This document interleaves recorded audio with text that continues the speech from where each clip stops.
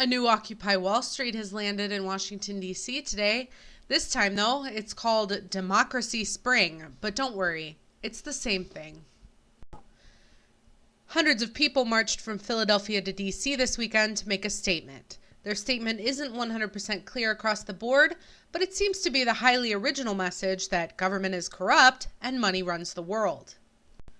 The name of their movement, Democracy Spring, seems to be taken from the name Arab Spring, which was coined in 2010 following the democratic uprisings across the Arab world. Countries affected by the Arab Spring include Tunisia, Egypt, Libya, Syria, Yemen, Bahrain, Saudi Arabia, and Jordan. We can see what a great effect the Arab Spring has had on places like Libya and Syria. Some say it's even opened the door for groups like ISIS to begin openly recruiting in the Middle East. I'd give this group in DC 0 points for name creativity, but they can have a couple for effort. They're right in that the government is corrupt, and they're doing more than just sitting on their couches complaining about it. I can commend that. They even held classes beforehand to teach participants the rules of peaceful and nonviolent protest. That shows that they at least care enough to take time to plan and educate before staging such a massive movement. And the protest itself has stayed fairly nonviolent. That doesn't mean, however, that police have left them alone. Let's face it, when you get a huge group of people on the steps of the Capitol building, you're going to be asked to move. When you don't move, you're going to be arrested for civil disobedience. This isn't some field in the middle of nowhere. You're in downtown DC. Things are different here. Turns out, so far, up to 400 people have been arrested, and it's reported that they are running out of places to put them all. Many of the participants and supporters spent the majority of the day loudly complaining about the major media not covering their protest. CNN, Fox News, and MSNBC were silent as of this afternoon, but they published articles later in the day. None of those articles are front-page news, however. I've said this before, and I'll say it again.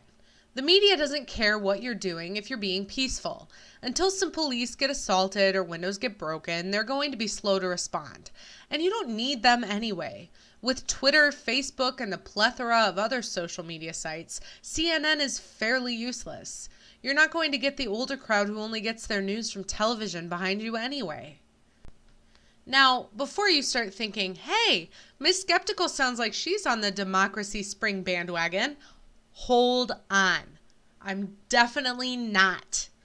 This is just the far left doing what they do best, sitting on some steps and whining. This is all that millennials know how to do when they have a problem. Take it from me, I am one.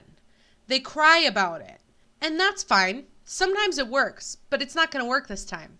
You're not going to convince the group of money-hungry politicians they should give up their money. That is insanity. And Bernie Sanders isn't going to help you, and socialism isn't going to solve this country's problems. But unless you want to watch a 2-hour video about why those things are true, I'll try to keep this short. Occupy Wall Street lasted a few months, and then we all forgot it even happened. The same is going to apply here. I can almost guarantee it. Because throwing a temper tantrum and screaming at daddy that life is unfair didn't work when you were 4, and it isn't going to work now. As always, thanks for watching. Please hit the subscribe button if you like my videos and want to see more, and remember to follow me on Twitter. As a side note, it's been reported that our favorite journalist and young Turk, Cenk Uygur, has been arrested as well. Is it bad that I got a good chuckle from imagining him behind bars?